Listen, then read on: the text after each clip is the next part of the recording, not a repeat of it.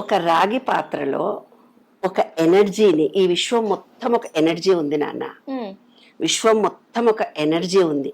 దాన్నే మూఢ విశ్వాసంతో భగవద్గీతలో ఎలా చూపించాడంటే, భగవంతుడు ప్లేవే మెథడ్ చూపించాడు. 10 కాళ్ళు 10 చేతులు, ఈ విశ్వం మొత్తం నేనే ఉన్నాను అని చూపించాడు. ఎవరికైనా 10 కాళ్ళు 10 చేతులు విశ్వం అంత ఉంటుంది. విశ్వరూప నేను చూడలేకపోతున్నాను అయినా, నేను ఇంత విశ్వరూపాన్ని చూడలేకపోతున్నాను అయినా, తగ్గించు తగ్గించు అని అడిగాడు అర్జునుడు. అట్లా ఈ విశ్వం అంతా అంటే ఒక ఎనర్జీ పాయింట్ చుట్టూ అన్ని గ్రహాలు ఓవల్ షేప్ లో తిరుగుతూ పోతున్నాయి.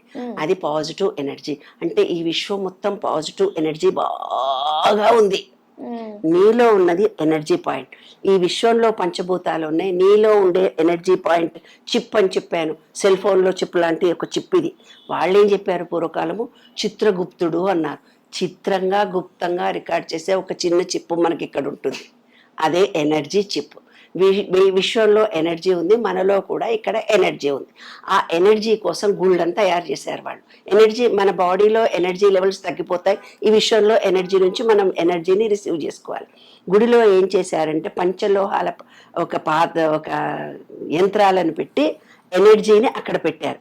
ఆ ఎనర్జీ ముందు ధ్వజస్తంభం పెట్టారు. ధ్వజస్తంభం నుంచి ఎనర్జీ ఈ పంచలోహాల దానికి వెళుతుంది.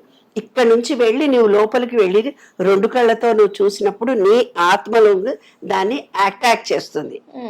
అటాక్ చేసినప్పుడు అక్కడ మంచిగా మంత్రాలు చదువుతూ పూజలు చేస్తూ పాజిటివ్ ఎనర్జీని వైబ్రేషన్ ఇచ్చే హోమాలు మంత్రాలు అన్నీ చేస్తారు. చుట్టుపక్కన వాటర్ ఉంది. ఆ వాటర్ ఏం చేస్తుంది, ఎనర్జీ ఇస్తుంది నీకు. వాటర్ వల్లనే ఎనర్జీ వస్తుంది.